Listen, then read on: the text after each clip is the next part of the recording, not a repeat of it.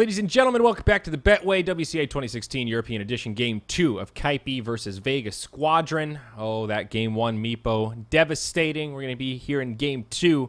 Could end up being a quick series if we have a repeat of what we just saw. I'm Zayori, joined again by Annie. We're from Moonduck TV. Thanks a lot for joining us here, folks. Another first pick Marana. Annie, how you feeling here coming into Game 2? Feeling pretty good. Definitely energized by a good Meepo Huskar game. Oh, I feel bad saying that. 33, baby. It was awesome. And now Kunkka, first pick for Kaipi. They're just going. They are having a blast. Vega up to go. They take Sing Sing's Marana away. They weren't able to ban it out in the first round, so just pick it up for themselves. Marana was just a superstar in TI. She's been a superstar since. She got her Starstorm damage nerfed a little bit, I think, but she's still super impactful when she gets Aghanim Scepter.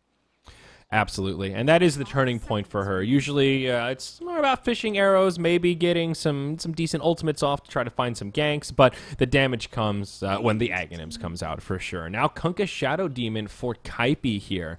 Potential to be the support duo, though, could also be a core Kunkka with just a support Shadow Demon. Either way, a lot of good setup, a lot of synergy between these two heroes with Disruption right into Torrent, setting up just for X and all that good stuff. Yeah, and now they have to think about illusion heroes. I mean, if you're Vega Squadron, you can't ban out all three, the big three, Luna, Terrorblade, and Morphling. So you have potential to pick one and deny two if you're really scared of illusion harassment, but they need to think about this.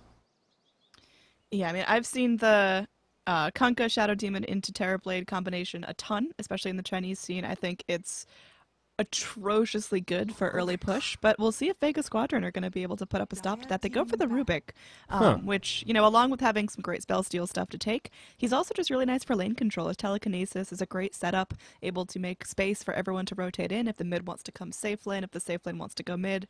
Really, really smart pick, I think. Yeah, it's kind of peculiar, though. Rubik, one of the heroes that's not really that highly valued in the meta right now. There are a couple of the key players that run it a lot, but I think very unlikely to be banned out in this second phase by Kaipi. Pretty good spells to seal from Shadow Demon and Kunkka. An annoying hero to play against, and it does synergize well with Marana. I'm just a little surprised to see it this early. It could also be because Vega doesn't want to reveal their cores. They needed to pick a support nice and early on. It's a comfort pick, so they just go with the Rubik, even though it might not have been banned. I'm curious what this means for the rest of their draft, though, if they have something in mind they want to combo up here. They do ban out the Meepo, though. Smart play, Vega. Not going to get Meepo'd 2 games in a row. Yeah, I mean, Meepo's such a quirky ban. Like, you always feel kind of like really bad about yourself when you have to ban it out, but I mean, Vega, they've got to be in a dark place after that game, so just making sure it's not an option anymore. Kaipi, they've got to go back to more, I'll say traditional strats, but they can really pull out anything here for their 3rd and 4th picks. Yeah, no doubt. This is the beginning of a pretty solid draft. This does mark a difference, though, here, Andy. The first time that we have seen Faceless Void make it through first pick, first ban, and he will be available coming into this picking phase. Morphling now, the 4th ban out from Vega. So if Kaipi want one of those illusion bad daddies, Terrorblade is available here. I mean, they could safe lane Terrorblade, off lane Void. It's not that bad. Not that bad at all. 7 Terrorblade. I am excited to see that. Although, you know, I would not be surprised to see Vega go ahead, pick up that Void for themselves. And then we could see the repeat of Sexy Bambo just getting solo chronoed like 5 times in a row. Yeah. Yeah, no, that's very true. Now, Batrider picked up for Kaipi, though. Now that I'm thinking about it, I think this is more likely to be a Sing Sing Kunkka mid. One of the classic heroes that he used to play a lot, especially when the hero was way less relevant. Could still be a support, but I think there's a better chance than usual that it's a solo mid Kunkka. So likely to be off-lane Batrider here for 33. But we will see. I don't think Batrider versus Marana mid is very good for the Batrider. I don't think anybody would do that except like S4. So I'd probably cross that off the list of possibilities for Kaipi.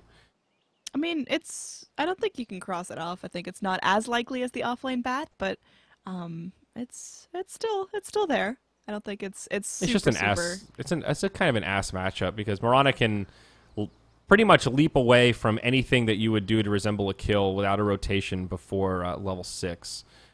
Like, there are some mid heroes that Batrider can really pick on. Like TA, for example, is somebody that he can really abuse. I don't know if Marana is one of them, and I think that low base damage would really cost his ability to last hit.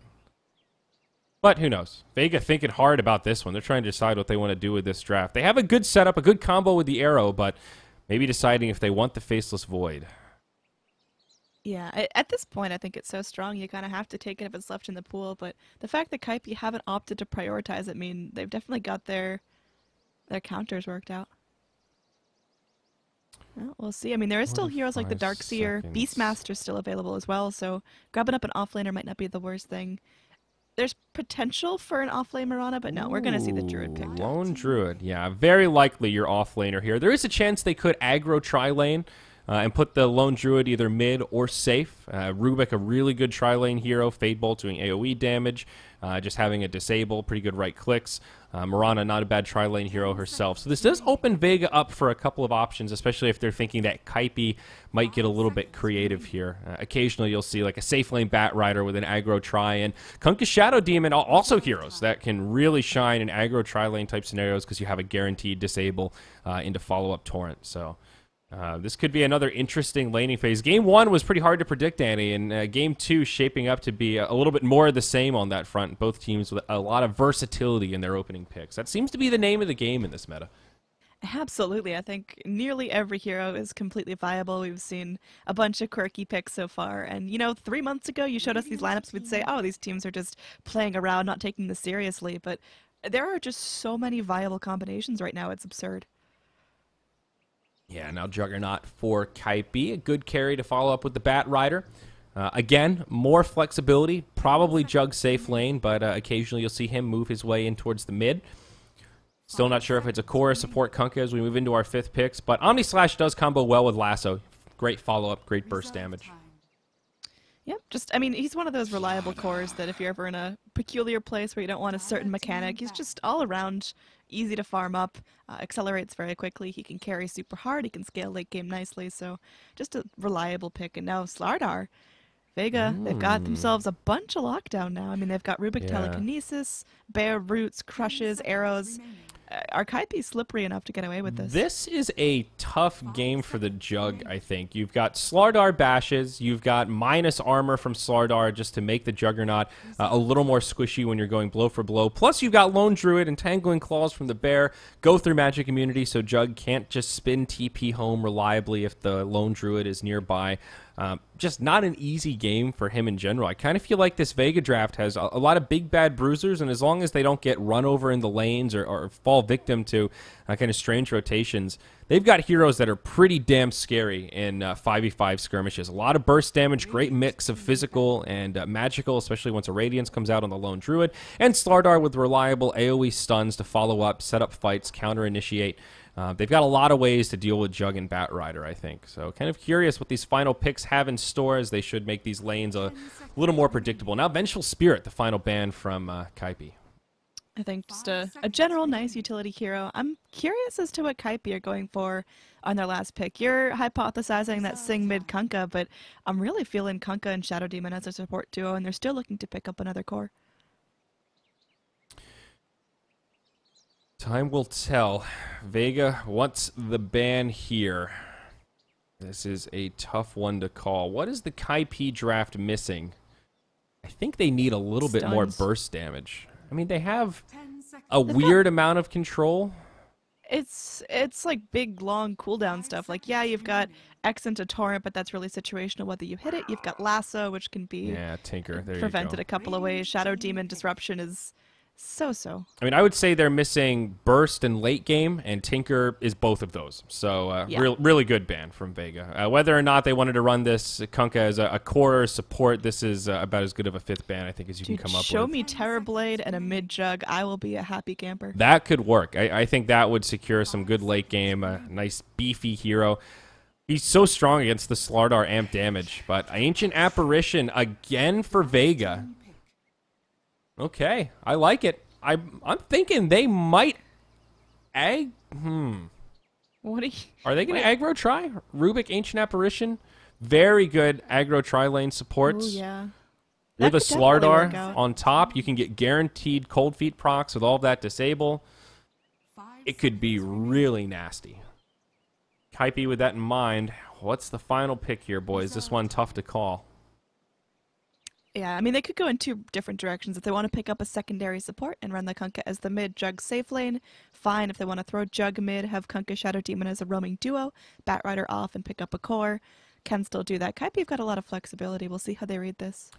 I think they grab a damage-dealing support like a, well, not Witch Doctor now that AA's been picked up, but somebody else that can do some damage, contribute to team fights, and boy am I wrong, it's a support Kunkka, and they will pick up the Life Stealer with their final pick.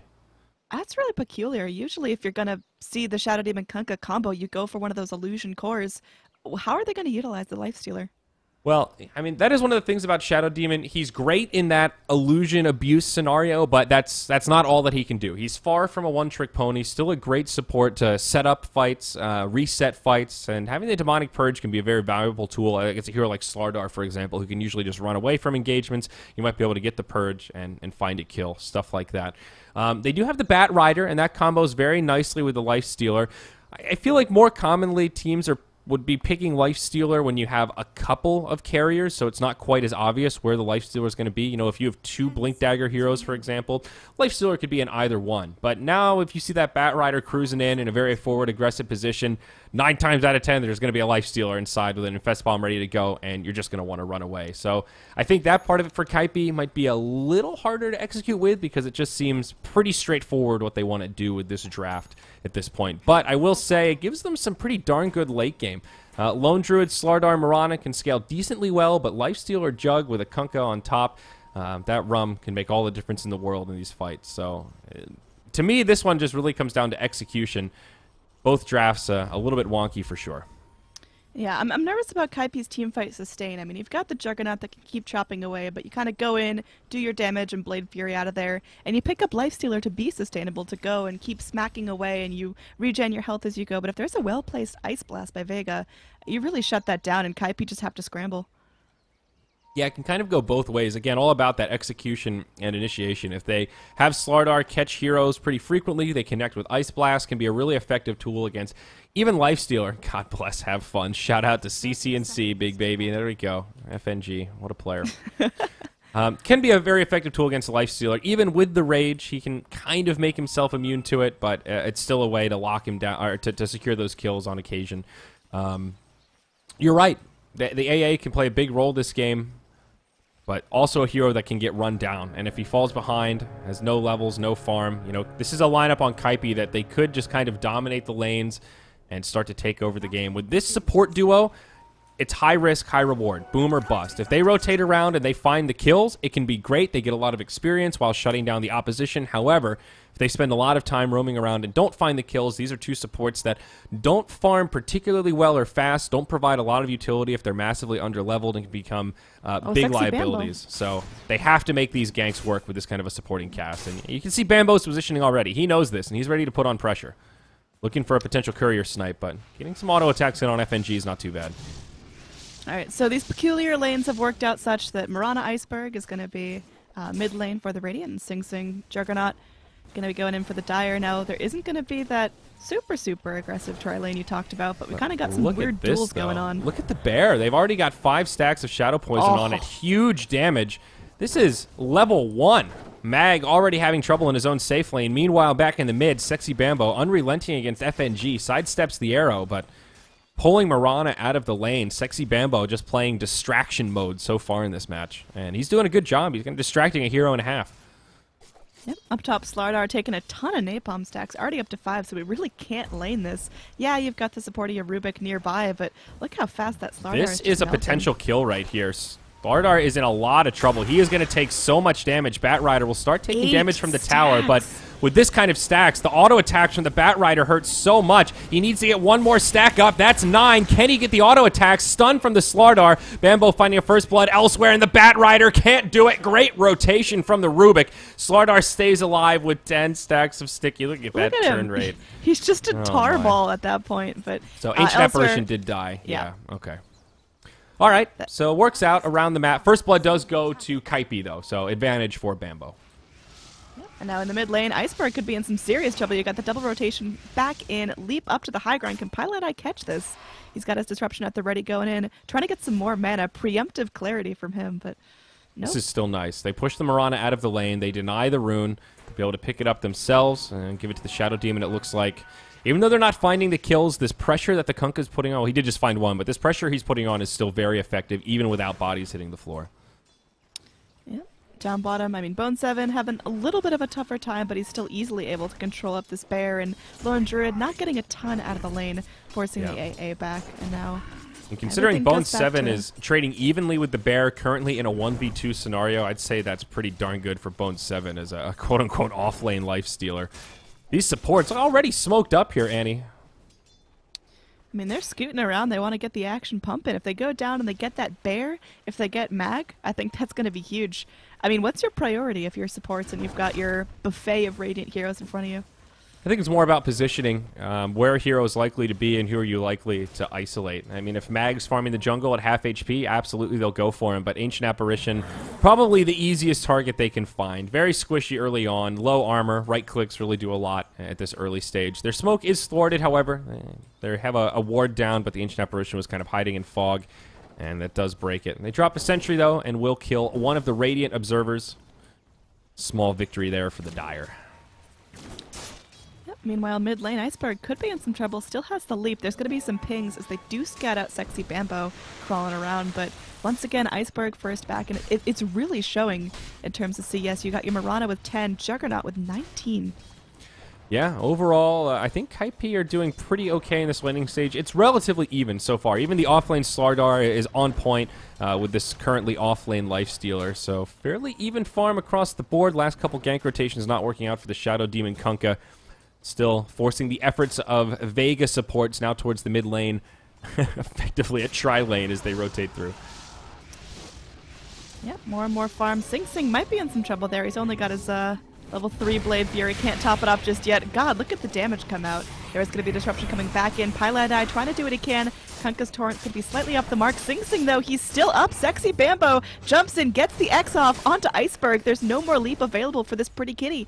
Iceberg will at least be forced back, if not killed off. There's that poison collect, and Pyladai secures a kill. Yeah, beautifully done by Kaipi. Shadow Demon, worth his weight in gold right there. We were just talking about it in the draft. He was able to keep the Juggernaut alive, set up the fight, and at the end of the day, secure that final kill with the level 2 Shadow Poison.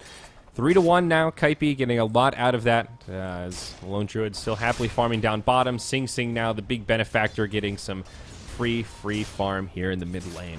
Oh my. Oh, that arrow can't quite connect. Infused Raindrop, man, what an item. It makes heroes like Juggernaut so much more viable in these heads-up matchups. Surviving kind of the burst damage from Mirana like that, but also just having the mana regen so important on an agility hero like this. Yep, down bottom, continuing to farm up. I mean, what's Bone7's big goal here for the Lifestealer? What does he want to collect? Wait what a does he want sec. to be able to do? Up top, Top. 33 gets set up on, and well, there's that trio of heroes we were talking about with potential for a tri-lane. Yeah, a lot of kill power still, and they'll be rewarded for that one. In terms of the Lifestealer, I'm kind of curious what Bone7 goes for here. I mean, your standard build is just phase into Armlet, into perhaps Deso, but what does that accomplish as opposed to another carry? Infest bombs. That's kind of the only thing that Lifestealer brings to the table, and a built-in BKB, I suppose, can give you that guaranteed magic immunity without the need of a Black King bar. He could go into an early Basher. You know, you can look at Assault Cuirass as a potential item. It sort of depends on if he wants to go for more early combative items or invest more heavily towards the late game.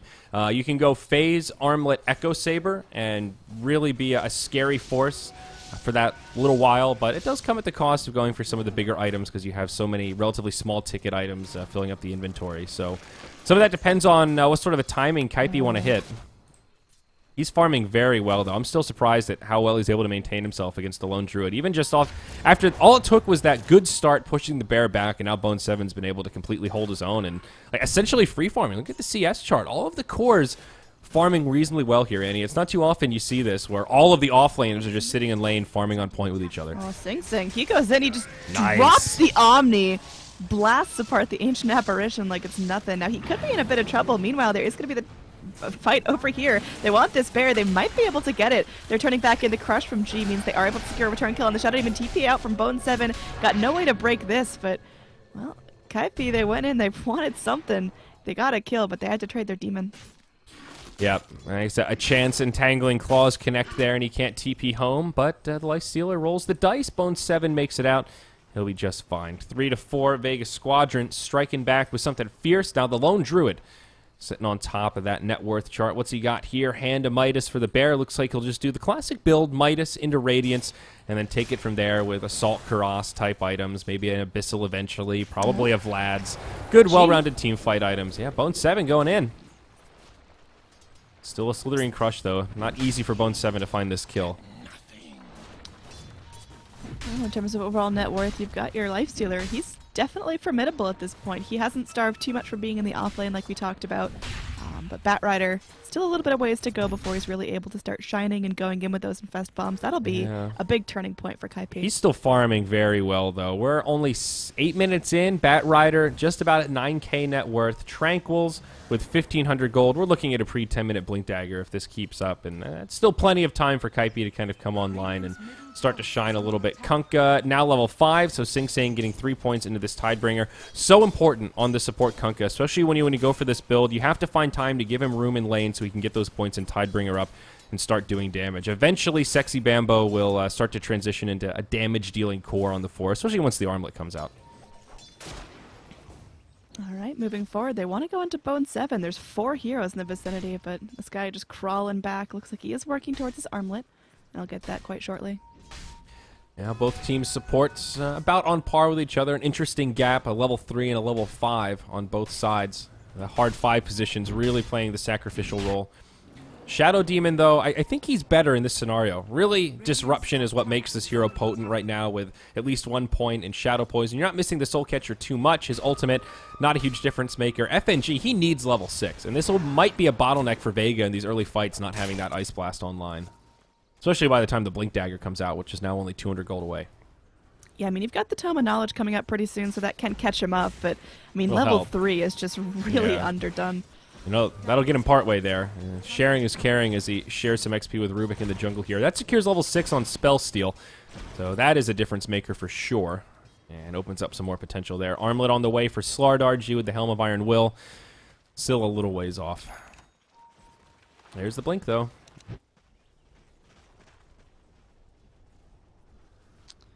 All right, moving in top. Looks like Kunkka picking up some goodies, just able to sit. And Sexy Bambo finally getting some solo soak on experience. He's got his level 6, he's got the Ghost Ship, but, I mean, these big 5-on-5 engages are not going to be too common. I think we're going to see lots of ganks, lots of smokes, lots of pick-off attempts, but no huge run-ins until there's a broche contest, I guess. Oh, no, these teams could definitely fight more. It's more about once items come online. Like, Batrider is definitely not going to fight till he gets a blink. Moonlight Shadow now looking for Juggernaut, but Sing Sing makes it back just in the nick of time. He'll be all right. Oh, walks right into an arrow, though. Can they find this kill on Sing Sing? He's so deep under the tower, they're not going to be able to commit too much. Rubik wants it, though. Sing Sing gets off the spin. Oh, pardon me. Seema gets off the spin, rather, and he steals it. That was confusing. My God, Magic Immunity on Magic Immunity. They get the kill on Sing Sing, though. Now Iceberg caught by the lasso. They'll find the kill there. G connecting with a stun. It won't be enough. Now Sexy Bambo grabs him with the X Torrent. Right clicks from Bone 7 starting to stack up. They get the Ancient Apparition on the backside. And in the end, Kaipi make out big. Juggernaut survives way longer than he should have, and a 1-for-3 backfired gank. It's just so tempting. Mirana hits a clutch arrow under the tower. They wanted to go for it, but it was just too deep that time. A little bit of a misplay there from Slardar. He kind of knew he was going down after that torrent, after the crush. He had at least 3 or 4 seconds to buy out, and unfortunately he opted to buy his Gloves of Haste just after he died, so lost a lot of gold there. Oh, yeah, that's really unfortunate. Yeah, for some reason, seeing Rubik in the Blade Fury really threw me for a loop where they were. As soon as the arrow hit, Rubik stole it up, so you knew he had it. There was the crush, and then he went in with his own Blade Fury, then the Jug Blade Fury, so there was just a lot of spinning. Yeah, you don't see that one every day. But now the Armlet's up on the Lifestealer, so Bone 7 benefiting from that little fight. Also the Lone Druid. I mean, Mag has just been passively farming this whole time, but with the Midas up, he's now up to 1,700 towards the Radiance, looking at a pretty darn good Lone Druid Radiance Midas combo. 14-15 minutes, something like that, and then he'll be able to start really farming with the bear, and at least sending the bear into team fights, though. Uh-oh, little lag spike there. Hello? Yep, still here. Looks like I just had a little hiccup, but we're back. Okay, that was weird. Squirrels chewing on the internet cable. Get it together, man. We're professionals. Now Sing Sing gonna get lifted up. Not much he can do about this. He can try to spin to victory, but nope. Seema with that stolen Blade Fury is still having fun. Uh-oh, now up top, a fight breaks out. They find Mag. Kunkka sets it up after the lasso from the Bat Rider. Iceberg chucks an arrow, won't connect. Rubik with a steal. Now the boat flying across. Bone 7 will be brought down. Nicely done. FNG securing the kill. Gets the Ice Blast. Makes it a 1 for 2. And this time, Kaipi punished for their overcommitment. Good rotation from Vega to clean it up. All right, so kill score going to be relatively even. Overall fight recap puts that, again, positives for both sides. They get the Druid, so Kaipi slow down his farm, but they sacrifice a lot for it. In terms of our overall net worth, we are just tapping 0. It is very, very close. And who does that benefit? Nobody, really. Both teams, it's just a dead heat. Both teams with the same general strategy for now. Farm in the lanes, look for pickoffs here and there. And honestly, everyone's rotations have been pretty on point. When the other team overextends, they've got supports inbound to try and make up for it. Juggernaut going for a Drum of Endurance after his phase boots here. So Sing Sing just getting a little bit of extra mana going on. Some additional survivability and movement speed. The slower paced game overall, though, I think they scale pretty evenly as this game gets longer. Lone Druid and Slardar get scary, but so do Juggernaut Lifestealer. This game to me really does come down more to execution and rotations than anything else, Annie. And I think that first 5v5 team fight will be when we see the big shift in momentum, not just these little skirmishes. Yep, mid lane we do have Seema holding on to that smoke if they want to group up and start looking for something. And Fest Bomb on the side of Kaipi is hot and ready. You've got your Bat Rider with that Blink Dagger with the lasso. There's the smoke coming out from Vega, but unfortunately they're not going to be able to find anything on Kaipi unless they want to go all the way back mid. Yeah, unfortunate for Vega here. Smoke not going into the right area. Ancient Apparition now level 7, so he's got Ice Blast as we saw in the last fight. Great news there. Shadow Demon now taking the cake as lowest level in the game, 5.5. Still does not have the Demonic Purge, but they get a tier 1 tower down bottom, so Kaipi getting the better of this trade thus far. We'll see if they rotate top and mount a defense. Maybe just move into Roche while Vega commit to that tower up top. Yeah, they think about it, but back on. I'm not sure that they have the damage to do that one reliably. Well, moving around, we've got a couple. Almost everyone's sitting on a TP, so they're able to hop back if they want to. The problem is they can't get there fast enough, and even if they go in, there's just so many resources to keep them locked down. So 1-for-1 tower trade. Now the rest of Vega is going to go try to defend this mid. How quickly can the push come out? There is drums committed from Sing Sing. They're whacking away at this now. 3-3 sitting there. He's got the Blink Lasso at the ready. Who do they initiate on? They are going to go into the Juggernaut. Arrow flies through the boat. Is going to go in. Whiffs onto everyone as Sing Sing's magic immune. And now you've got 3-3 wanting to go. And you can tell he's just itching for the lasso. He goes and he grabs up the Slardar. Another stolen boat coming back in from the Rubik. The Ice Blast connects onto a bunch, but it's not going to save the lives of Vega heroes. 2 already back dead. They are sitting in the grave. Iceberg sitting around thinking, what does he do for this arrow? Just way off the mark.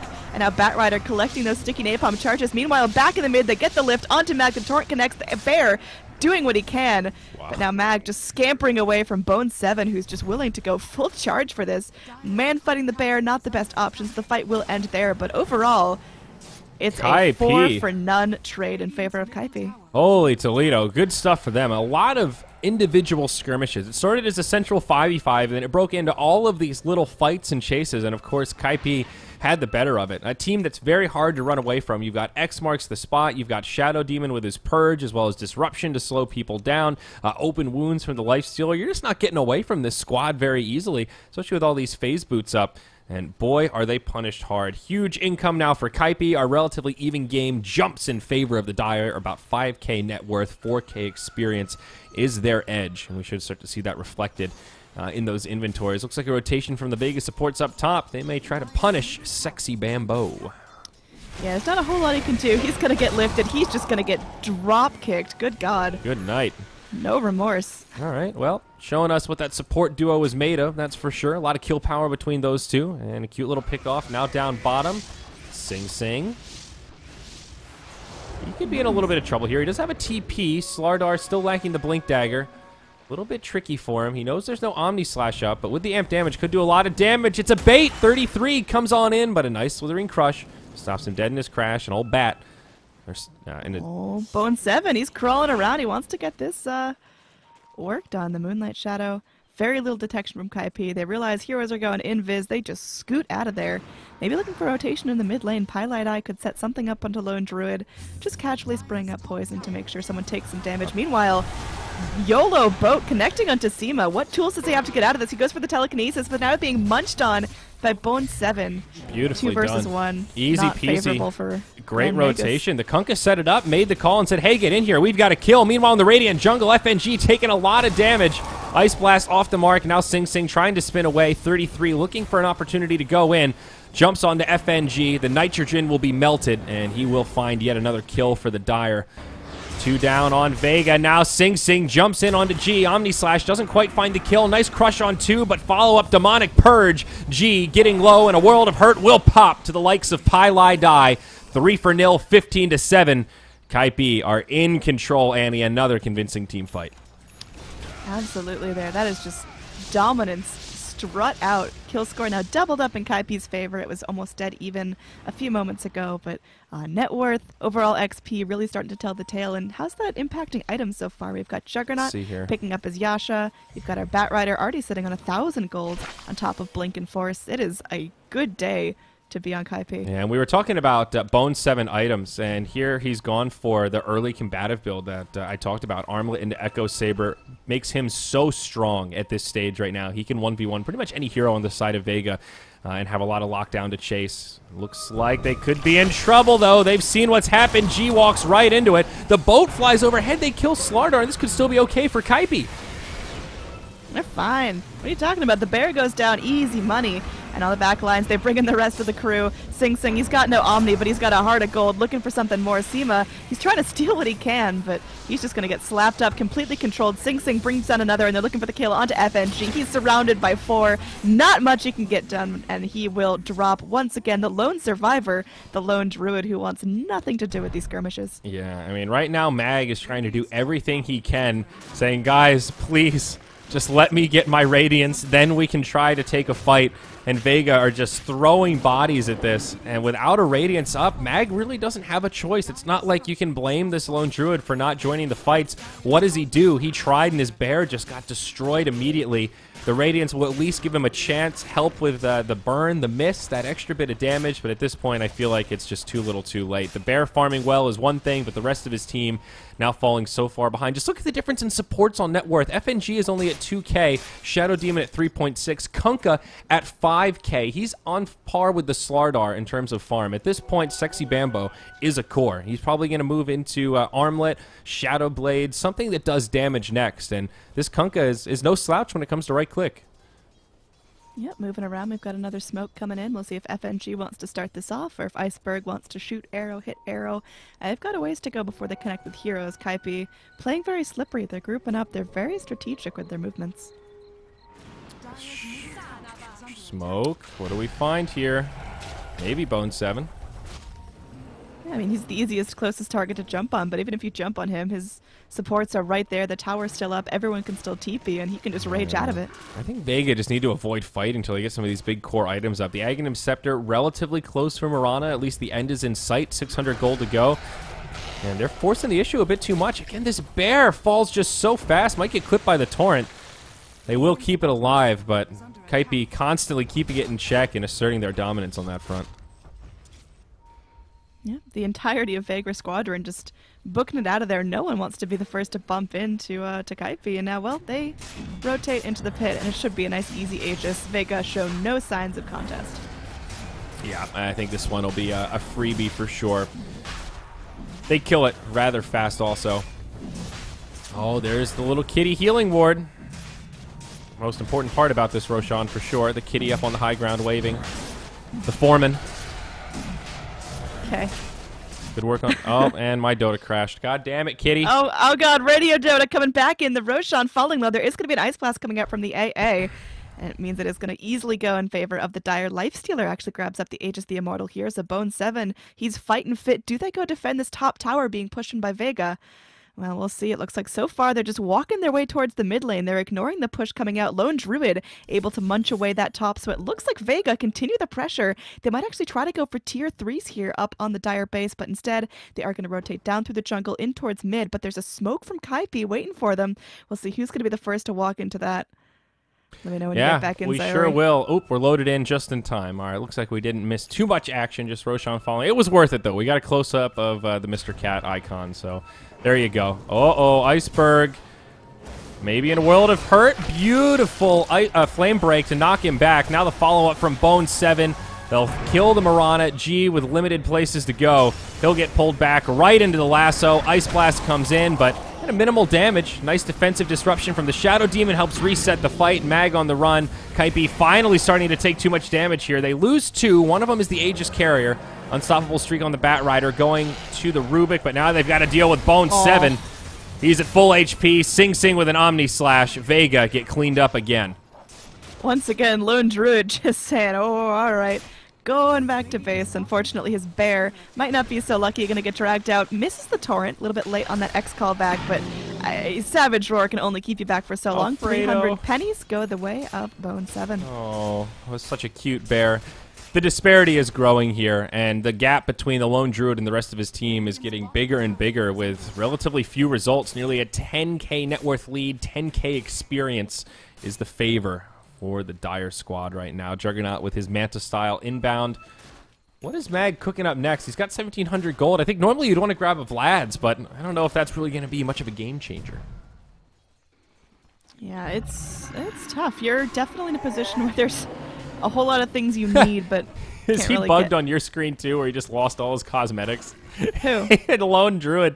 He's just this frail, hairless old man, and it looks disgusting. I would like to zoom in on it, but I'm afraid my game will crash again. So we'll just look from afar, but he looks like a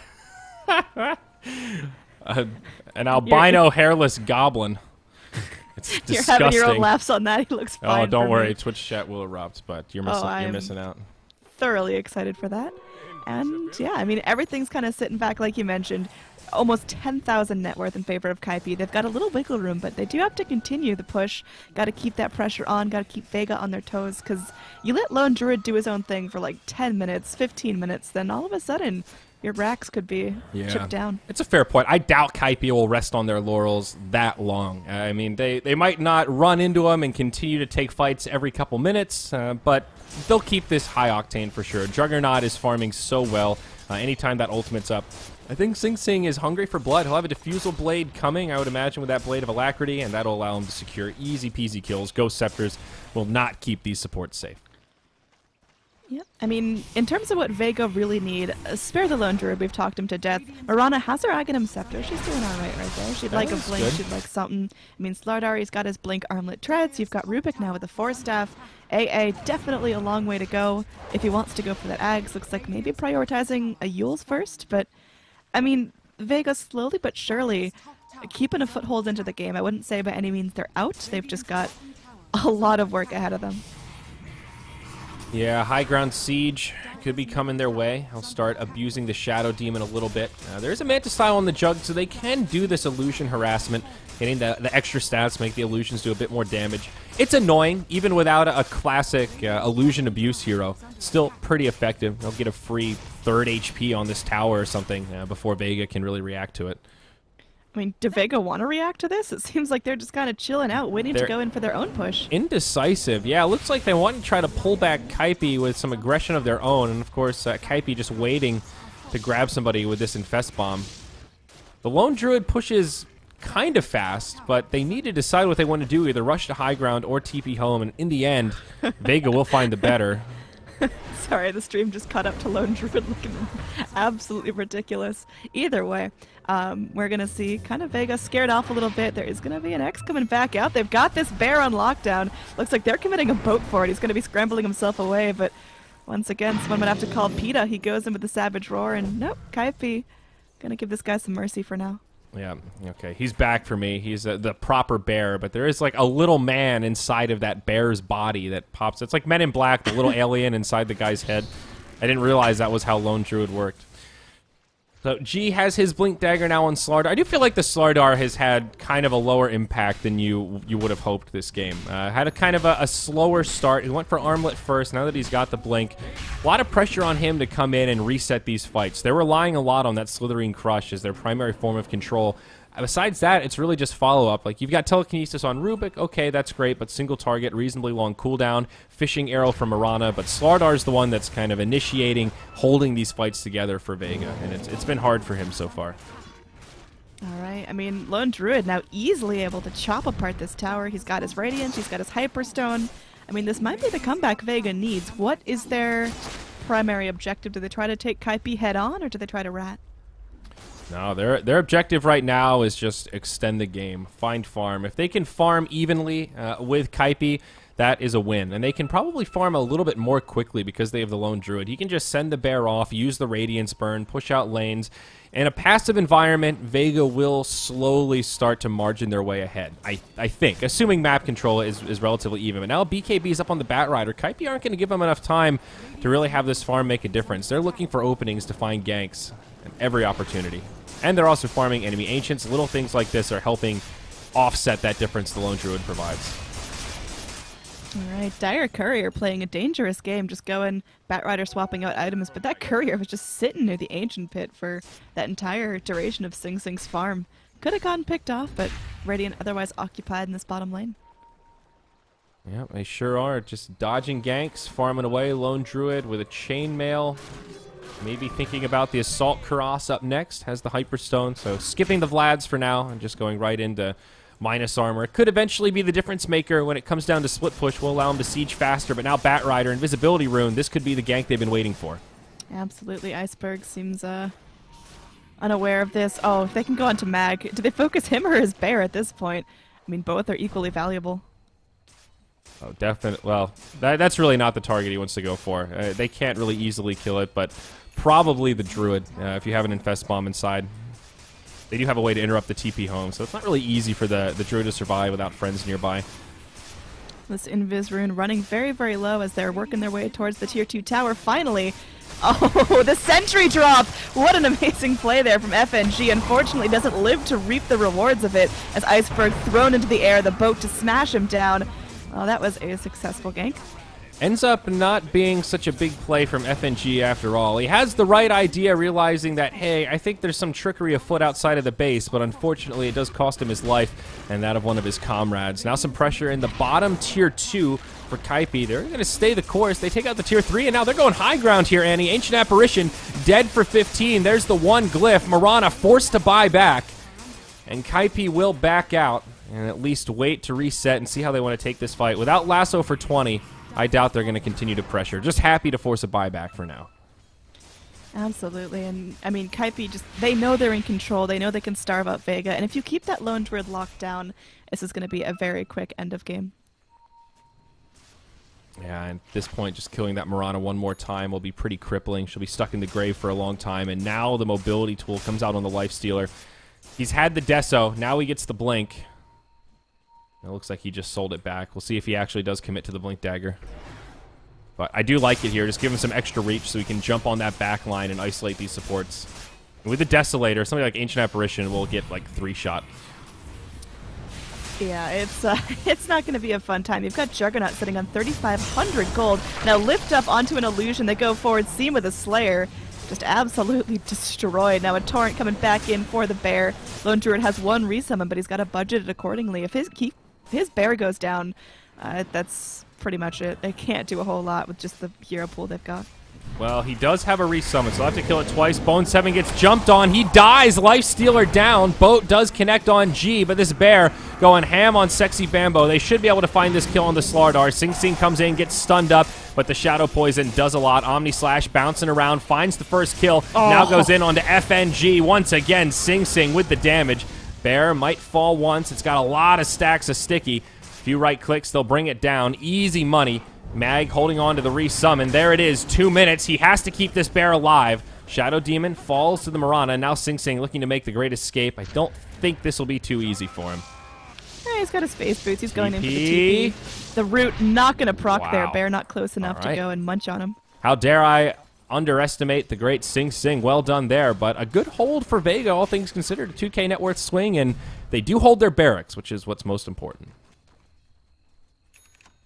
Yeah, so Vega showing some signs of life, able to take a little bit of a fight off of Kaipi, but that was mostly Kaipi just getting a little bit overconfident, staying here, trying to chew through a fortify, trying to chew through backdoor protection. It wasn't exactly the smartest use of their resources. And they still found a lot of kills, too. At the end of the day, it's not a huge deal. They've got a big enough lead that they can afford to be a little hyper-aggressive like that. Somewhat worth the risk when you consider that the Mirana's buyback is on cooldown. If they did manage to kill her there, if she steps too far forward, gets caught by the Omni Slash, then they're in really great shape to get at least one lane of barracks there. So I can understand the temptation at the very least, even if they did get overzealous. All right, Iceberg could be in a little bit of trouble trying to blink away from this, but hello.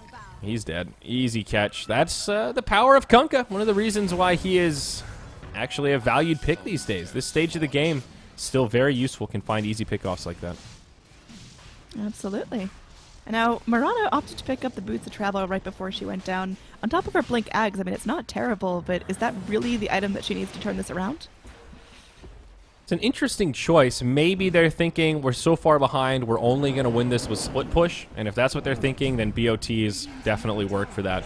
Vega with an interesting thought to try and go for Roche here. I mean, I like the idea, high risk, high reward, but they just can't kill it fast enough. They hand over a free tier 3 tower, and now Jug going in on the melee barracks down bottom. They have to get in position to defend. No glyph for the Radiant. This is scary. Illusions alone will start doing some good damage here. Yeah, I mean, they're splitting their aggro. You can tell Vega aren't sure exactly who to jump. They know Sing Sing's got that magic immunity. They're going to wait this one out. Now Bamba goes in. He gets the Torrent off onto Mag, and the boat to follow up. The racks start falling. Mag stuck in place. He's going to be burning. They get the lasso off onto G. He's dragged forward. He's lifted up. There is going to be an Ice Blast that connects up to a couple, but no, not enough damage. G looks like he's going to be the next to fall. 2 dead. Mirana back in just a couple of seconds. Buyback on the Slardar. Sexy Bambo getting slowed down. Cold Feet looks like they're not going to proc. He's far enough away. He's got his armlet toggled on if they can chase him. Well, they've got themselves a kill. Now Sing Sing on the run, goes in for the Manta, turns things onto Iceberg. Oh, Mirana is dead. She's got no buyback. This very well may be GG as G goes for the crush, is able to find a kill. They bring down the Lifestealer who does have buyback. Bambo getting low, relying on those armlet toggles, gets a nice little slap right there. Pylai Die now on his way back, goes for the Ghost Scepter, the Torrent to keep everyone back. He goes for the TP, and no one's going to be able to go and blast him down with magic damage. Blink they back want more. in. Oh, wow. Oh, and they found it. 3-3 is not done yet. He goes in on FNG. Beautiful Ice Blast. Will find the kill there, but Bambo finishes him off. A very long sequence of events. And in the end, Kaipi do pretty darn well. The Slardar has to buy back. It's a 2 for 4, including the Slardar's first death. He might find a recovery kill. Sexy Bambo gets brought down. A little greedy there as he hangs around. And yep, the gem will trade hands. That one hurts and makes the Slardar's buyback a little more worth it. 1,000 gold traded. Very overconfident from Kaipi. They just kept going in with these ultra low health heroes, and then miraculously it works out and they get the better of the exchange in the end. And then you just stick around a bit too much. So, well, gem now on the side of the Radiant, but in terms of overall net worth, it's still very heavily in Kaipi's favor. Oh yeah, a small misplay there from the gem carrier, but in the end, really doesn't matter too much. Their lead is so much such that they can afford to make plays like that. Juggernaut going to be happy as a clam inside the Roche pit. And I want to replay a quick moment here from what we just saw in that last fight. Just how long this fight is. As we remember, it actually started in the Radiant's base and then ended up being this great chase way outside.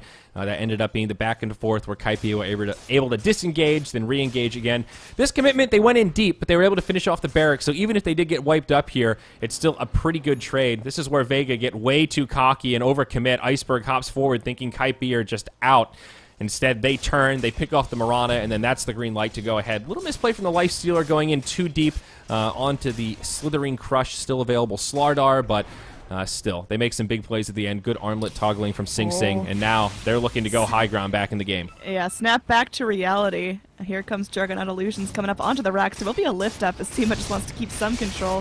He's spinning around, but it's not enough to even just stop the Manta Illusions. They're using their spells to control essentially creep tier damage, and now the real heroes are going to be coming up, and Seema already starting to take stacks. Will get X'd up. There's not a whole lot he can do. He goes for the Ghost Scepter, and now he's spinning back in, but look at Sing Sing just chop away at him. Oh the god, can he illusions finish might get this with him. the illusions? Yes! He gets the chop done. Oh no. The racks are starting to go down. Buyback from the Rubik, but looks like they're going to keep the pressure up. Sing Sing on this Juggernaut. He's just manning up. And, well, X into Torrent finishes off the Slardar, who already committed his buyback. He doesn't have any more. The Bear, he's doing what he can to control the creep push, but the racks are falling. Sing Sing, he's going to get the job done. You've got Kunkka still sitting back, going for more X Torrents. The Bear, one of the last strokes of defense here up against Kaipi's onslaught of damage. Kaipi backing up. They're looking to go top. They've still got a tier 2 to work through, and they should be able to do so fairly quickly up against Backdoor. Yep, and they'll finish off the tier 2 tower, and Vega will hang on just a little bit longer, but still 45 seconds without Slardar. A pretty long time, given that Kaipi are still all grouped up, ready to end this one. Kunkka still trying to push people back. Glyph not available for quite some while. Vega are going to have to make quite the hold here. Arrow flies in, off the mark, can't connect there. Iceberg.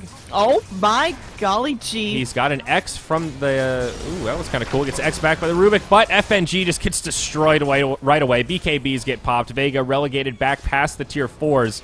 Many of them survive, but their base won't be so lucky. Somehow backdoor protection is kicked in. I guess they pushed the creeps out long enough that it's actually keeping them alive. This might save the barracks. They get the roots, the Savage War to follow up. Bone 7 and some serious doo-doo does not have an Aegis. They might be going the healing ward. It's doing armlet so toggles, much. And the fact that he is a life stealer means he is able to live through that. Now Crush forward, they do get the disruption off. G, well, he's going to be focused down now, picked up into the Torrent. They are able to pick up the Shadow Demon, but well, that's not the kill they wanted. Crush, he's killed in the animation, and looks like they were going to have Mega Creeps fairly shortly. Seema, he's getting burned down slowly but surely, ends up taking some fire for himself, but yeah, he's killed. Yeah, this one is soon to be over. Kaipi delivering the killing blow. Mag just staying alive as long as he can as the Moonlight Shadows pop. The Bear kiting Bone 7 out of the base, but it is soon to fall as well. Murata does find a kill on the Kunkka. Sing Sing just trying to get the hell out of this game as he focuses on tier 4 towers. And that's it. GG's called. Vega will pass it over there. 2-0 Kaipi over the new Vega Squadron lineup. Vega going down to the lower bracket, and KP now in pretty good shape. It's a pretty short bracket, so that means they move forward to face off either against either Fantastic Five or Escape, depending on who wins that series. Well, that That's was the upper bracket final. Some fun games to watch. Meepos and Huskars and Kunkkas and whatever. It was just awesome. So fantastic playing by Kaipi. Certainly not poor playing by Vega, but I think first game it came down to draft. Second game it came down to just not farming quick enough on that Druid. So best of luck to Kaipi moving further. And that's going to be it for us. I think we're done with WCA for the next little bit, aren't we? Well, WCA lives on, the Betway WCA, that is, until the 31st. Mott and Purge will be doing the next, 5 days of coverage, 4 days of coverage. So, yeah, that's it for the two of us in terms of casting this, but there will be same plan, same schedule. Today there was some scheduling confusion. Hopefully that's the last time that happened. 17 CET is the default start time for series, but we had a reschedule that started early today, and then that middle series between Escape and Fantastic Five was postponed.